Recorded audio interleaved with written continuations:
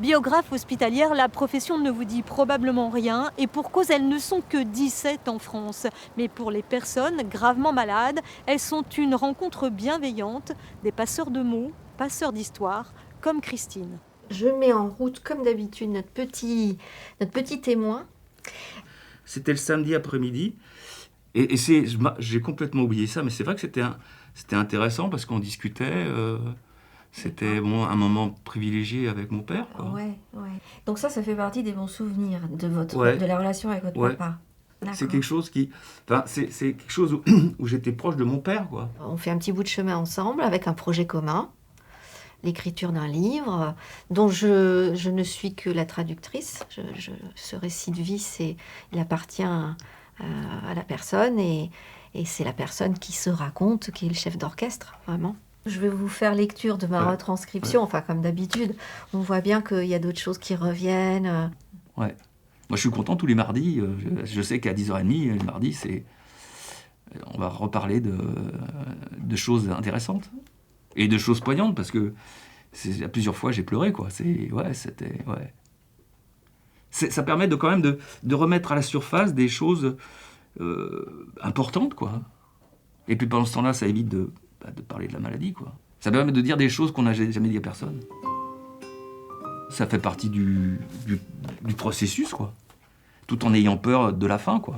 Et c'est quand même intéressant de parler de sa vie, parce que, c'est ce que je dis, c'est une forme de médicament, quoi. Parce que on essaye de remonter les bons souvenirs et se dire, allez, on va essayer de se battre, quoi. La biographe hospitalière intervient dans le cadre d'une hospitalisation à domicile. Elle est l'un des maillons d'une équipe pluridisciplinaire, psychologue, infirmier, aide-soignant, médecin, qui prend soin des patients gravement malades ici, à l'hôpital des Sables-d'Olonne.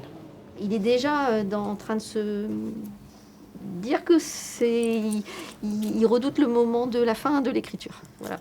Grâce à ça, ça permet de sortir la personne plus du concept de la mort, et plutôt de la vie, justement. Au moins, elle se tourne vers la vie qu'elle a eue. Et finalement, on défocalise sur la mort qui approche. L'idée du sillon qu'on va laisser. Hein. Et ça, c'est une image, je crois, qui est importante. Il faut un moment que les gens qui on le propose entrevoient ça.